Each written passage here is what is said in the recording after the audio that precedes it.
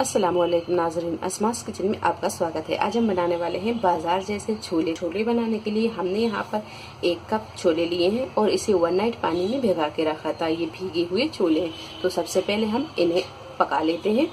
तो यहाँ पर हम एक प्रेशर कुकर लेंगे और ये छोलों को हम इसमें डाल देंगे।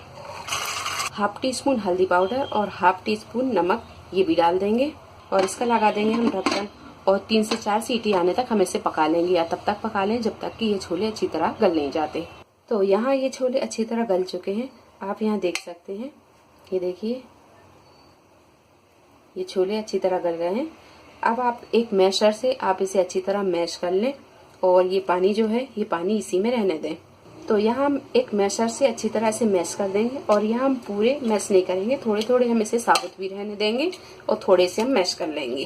तो यहाँ आप देख सकते हैं कि छोलों को हमने अच्छी तरह मैश कर लिया और यहाँ पर कुछ छोले मैश किए हुए हैं और कुछ छोले साबुत भी हैं।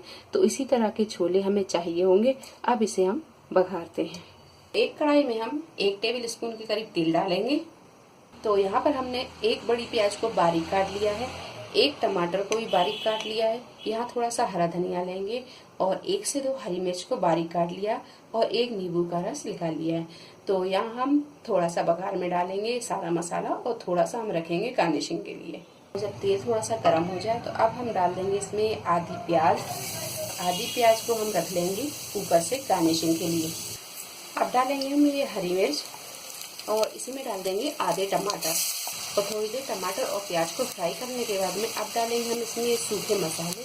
तो सूखे मसालों में हमने यहाँ 1 टीस्पून लाल मिर्च पाउडर, हाफ टी स्पून हल्दी पाउडर, हाफ टी स्पून पिसा हुआ गरम मसाला, हाफ टी स्पून धनिया पाउडर, हाफ टी स्पून जीरा और 1 टेबल स्पून चाट मसाला लिया है। और नमक हमने यहाँ आधा टीस्पून लिया है। नमक आप अपने टेस्ट के हिसाब से भी ले सकते हैं, क्योंकि हम छोलों में भी नमक डाल चुके हैं, तो नमक हम यहाँ बहुत हिसाब से लेंगे।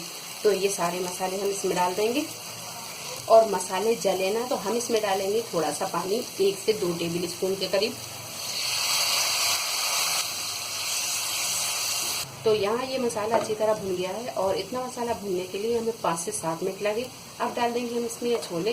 तो छोले में जो पानी है हम पानी के साथ ही डालेंगे। सारी चीज़ों को अच्छी तरह मिक्स कर देंगे। गैस को हम यहाँ थोड़ा सा तेज कर लेंगे। अब यहाँ हम इसे ढक देंगे और ढककर हम इसे 5 से 7 मिनट पकने देंगे। गैस की फ्लेम को हम मीडियम टू हाई पे कर लेंगे और बीच बीच में 1-2 बार हम चला भी देंगे। तो हमने यहाँ छोलों को 5 से 7 मिनट अच्छी तरह पका दिया है और छोले यहाँ अच्छी तरह पक भी गए हैं।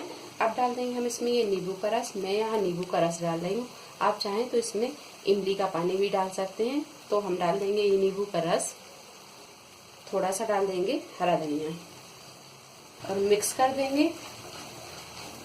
तो यहाँ हरा धनिया डाल के भी हमने इसे अच्छी तरह मिक्स कर दिया है और आप यहाँ देख सकते हैं कि यहाँ हमने थोड़ी सी ग्रेवी रहने दी है।